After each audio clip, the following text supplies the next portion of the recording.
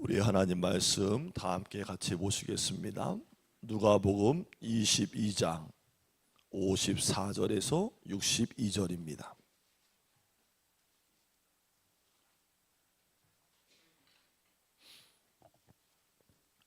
신약 성경 136쪽 누가복음 22장 54절에서 62절 말씀 다 찾으셨으면 아멘. 저는 한 절씩 교독하시겠습니다. 예수를 잡아 끌고 대제사장의 집으로 들어갈새 베드로가 멀찍이 따라가니라.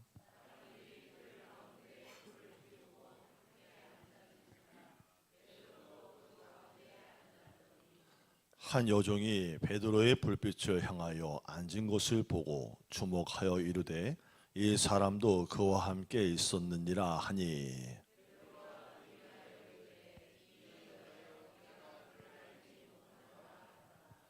조금 후에 다른 사람이 보고 이르되 너도 그 도당이라 하거늘 베드로가 이르되 이 사람아 나는 아니로라 하더라.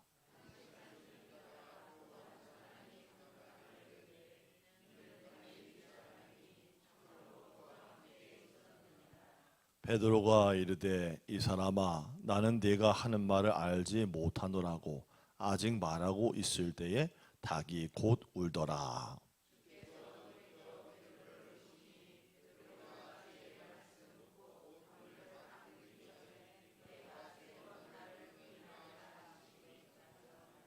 함께 읽습니다. 밖에 나가서 심히 통곡하니라.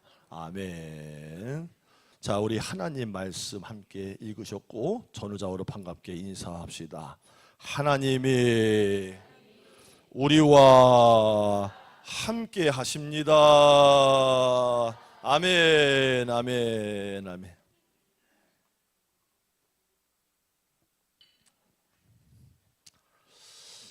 여러분, 사람을 가만히 차근차근 이렇게 뜯어본 적이 있으신가요? 사람을 가만히 보면요, 전체적으로 이게 가분수라는 걸 알 수 있어요. 저를 이렇게 뚫어지게 보셔. 나만 그런 게 아니라 사람이 가분수라는 거예요. 사람이 발바닥 면적보다 머리통의 면적이 크고요, 발 크기보다 머리 크기가 더 커요.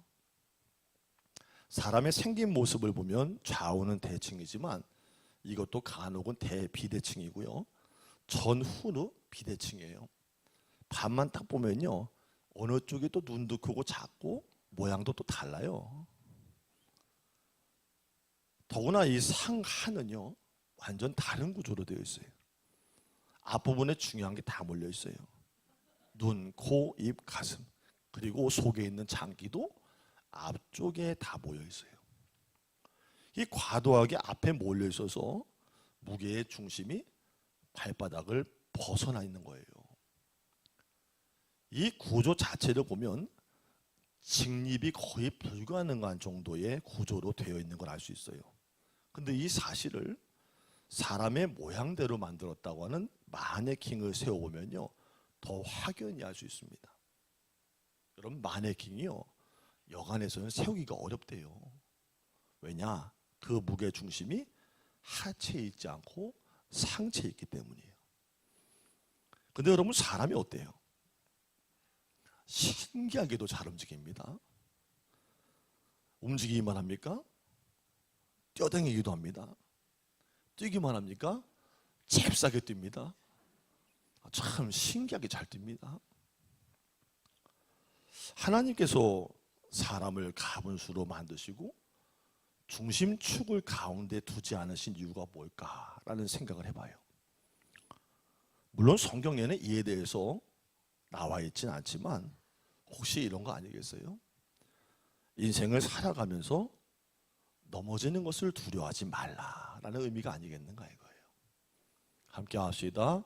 넘어지는 것을 두려워하지 맙시다. 예, 맞아요. 여러분, 아이들 키워보셨죠?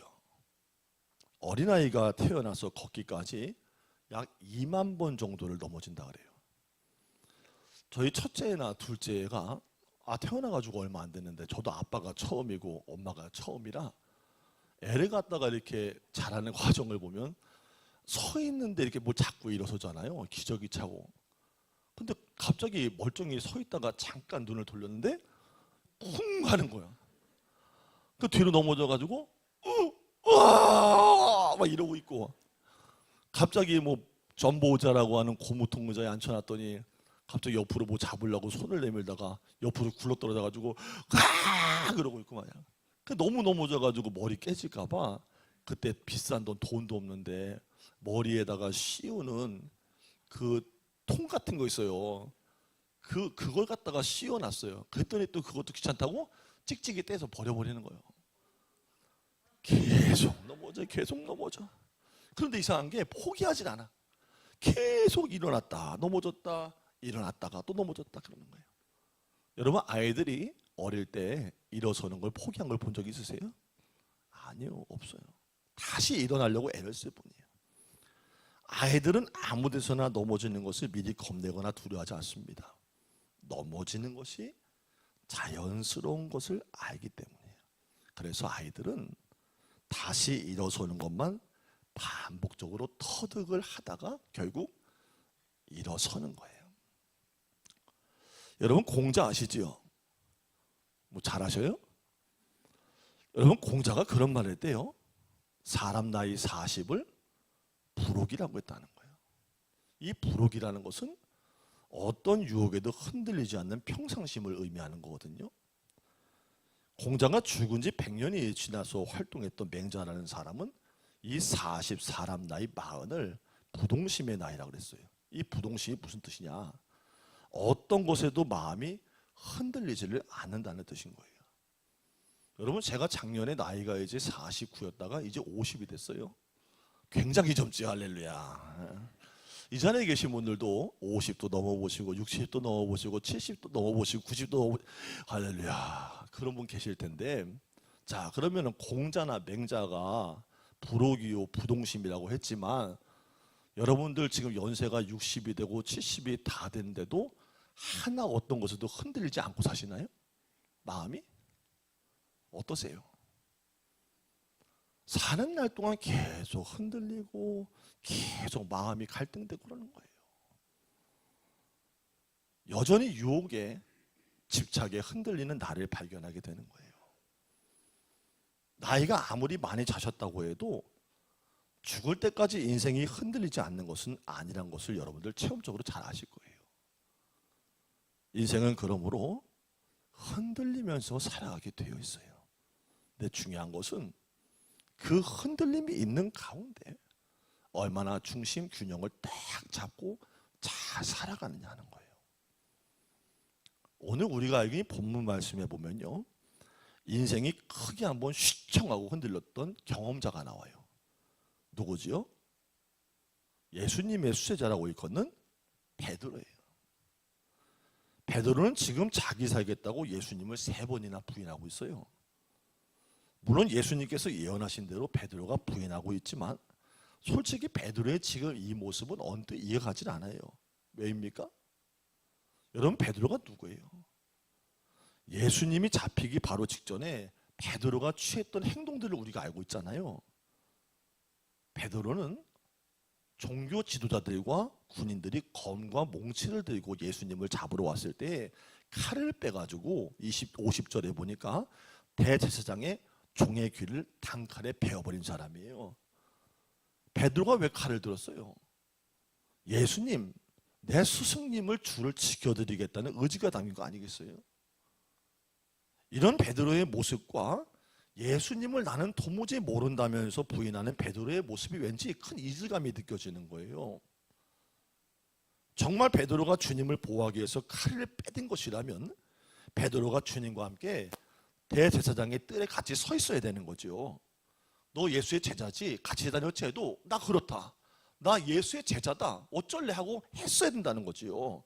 그리고 나중에는 신문 받고 같이 죽었어야 마땅했습니다. 왜 그렇습니까? 베드로는 자신이 죽을지언정 주님을 부인하지 않겠다고 혼장담했기 때문이에요.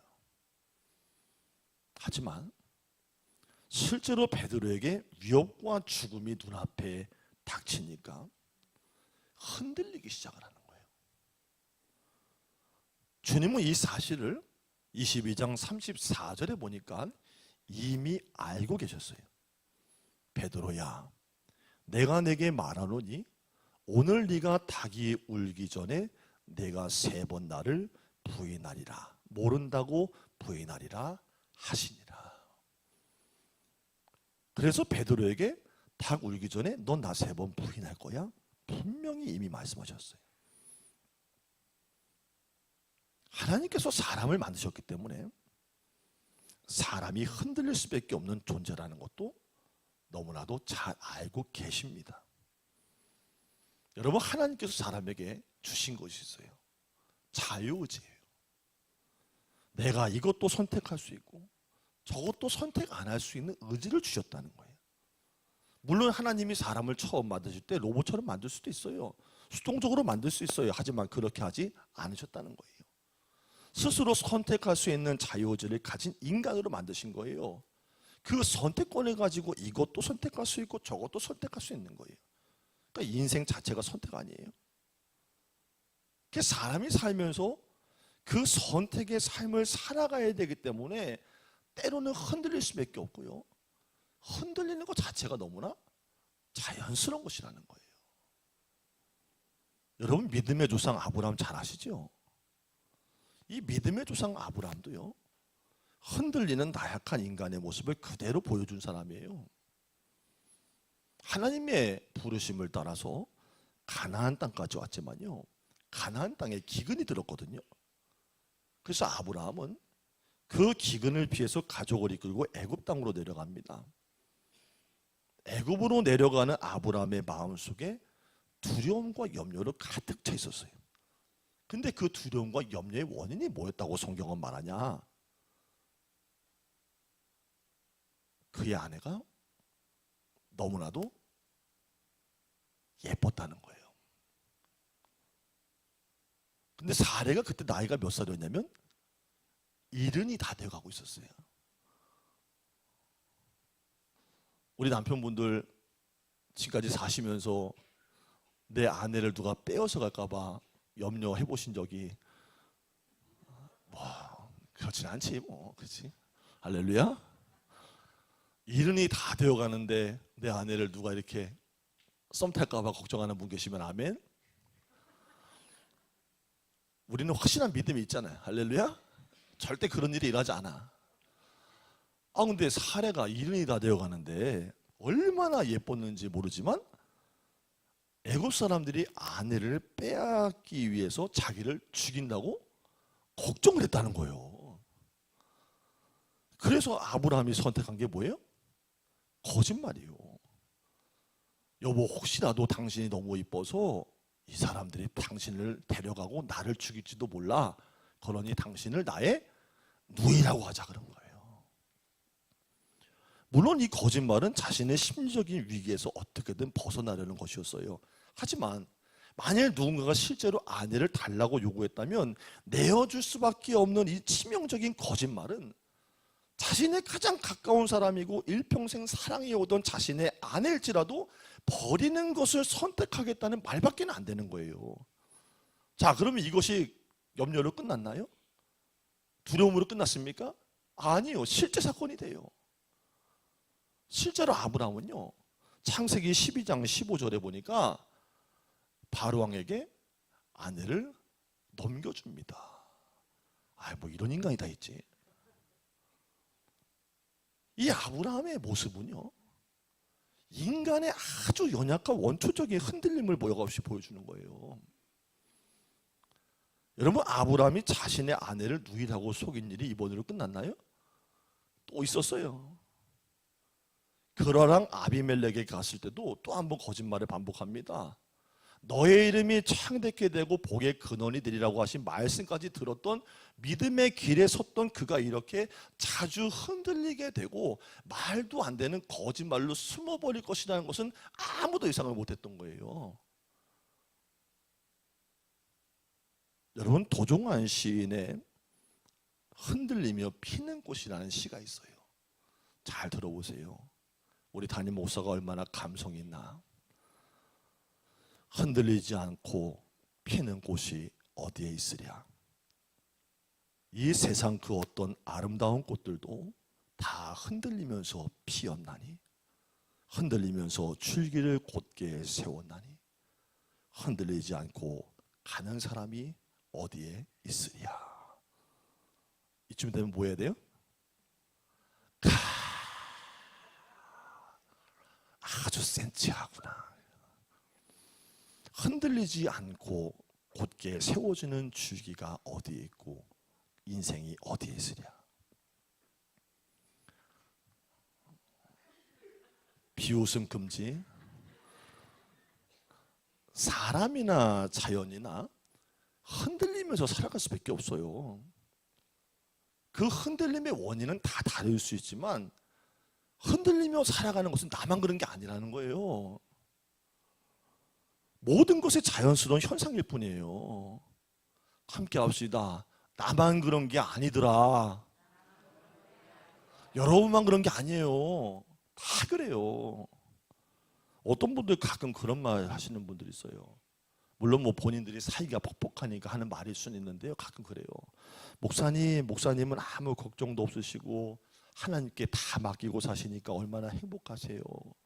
하나님하고 늘 가까이 지내시는 분이 세상 만사 무슨 걱정거리가 있으시겠어요. 하늘에 사시는데요. 그래요. 뭐 이해는 가요. 그죠? 제 속으로 뭐라 그럴까요? 제 속으로. 속으로 말하면 안 되지. 성도가 그러는데 어떻게 속으로 뭐랄까요? 창식이 풀 뜯어먹는 소리하고 하지 않네. 어이가 없어가지고 내가 아이고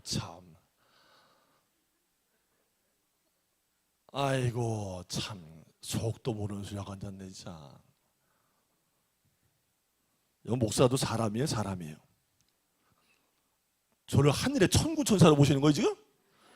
아니요, 사람이요, 사람. 목사도 사람이요.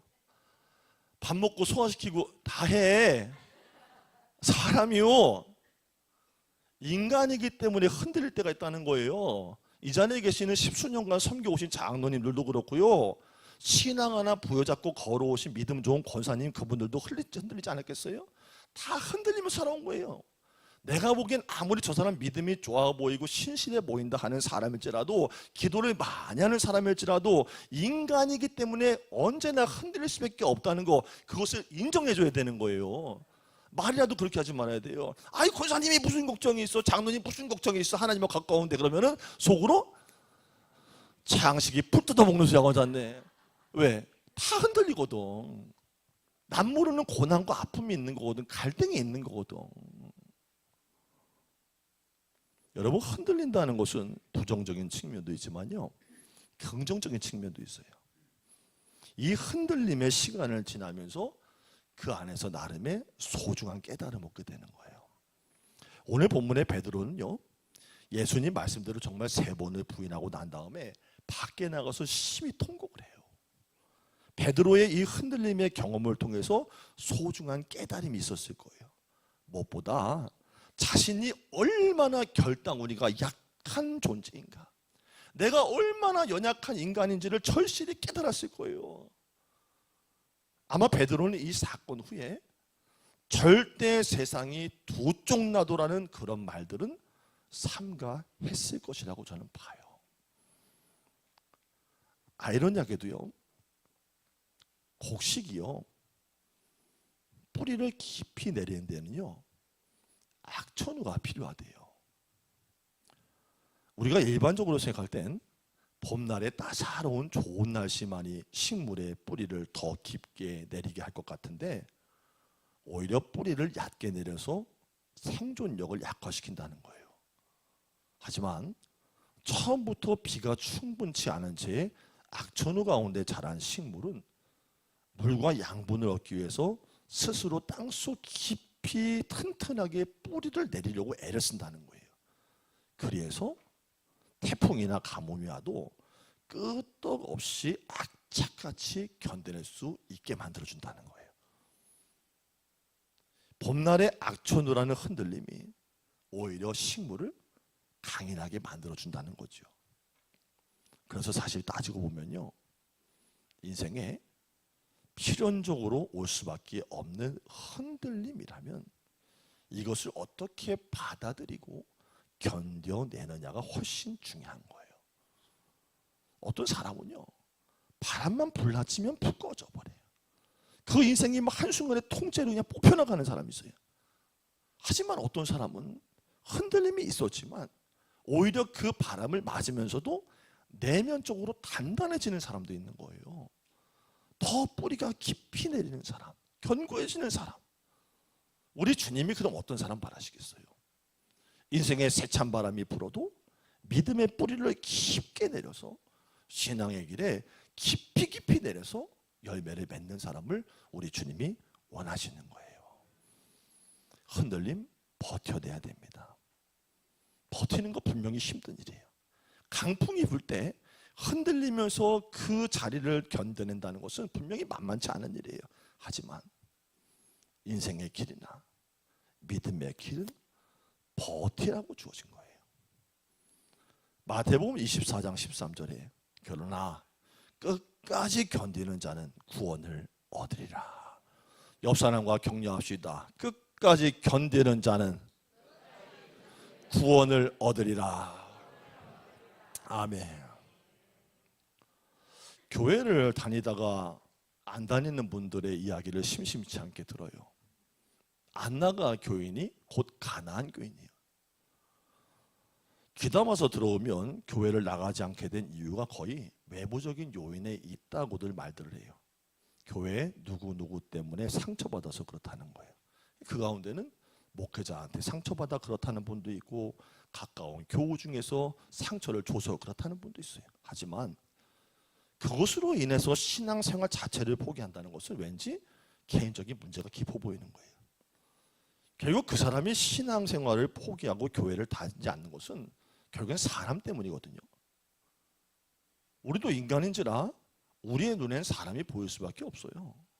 뭐 하나님만 보고 교회 다녀야지 사람 보고 다니냐 해도 사실 그 말도 반쪽짜리 답이요. 사람이 늘 보이는데 어떡해야. 그렇기 때문에 우리 그리스도인들은 각자가 교회 안에서뿐 아니라 세상을 살아가는데 누구에게나 선한 영향력을 끼치고 건강을 회복을 줄 수 있는 좋은 사람이 되도록 노력을 한다는 거예요. 왜? 그 사람이 나 때문에 걸려 넘어질 수도 있기 때문인 거예요. 나도 또 그럴 수도 있기 때문인 거죠. 우리의 연약한 모습으로 뿌리가 뽑히면 안 됩니다. 사람 때문에 결국엔 교회를 그만 다니거나 믿음의 길을 포기해서는 안 됩니다. 우리의 신앙의 뿌리를 영원하신 하나님께 둬야 됩니다. 사람에게 신앙의 근간을 자꾸 두면요, 언젠가 무너질 수밖에 없어요. 여러분들 지금 아무리 친해봐요. 교회 안에서 20년, 30년 지내도요, 깨지는 건 한순간이요. 집도 막 다 개방할 정도로 너무 친해. 속 얘기 다 할 정도로 너무 친해. 그 사람이 나가서 내 얘기 한 번만 바깥에 흘리면은 그 관계 깨져버리는 거예요. 사람은 사랑하는 대상이고 궁의력인 대상이지 믿음의 대상이 아닙니다. 하나님께 뿌리를 둬야 한다는 거예요. 그리고 흔들리는 자체를 갖다가 당연히 여기지만 믿음으로 버텨나가는 힘을 가질 때에 구원은 인내의 결과로 열매를 맺게 되는 거예요.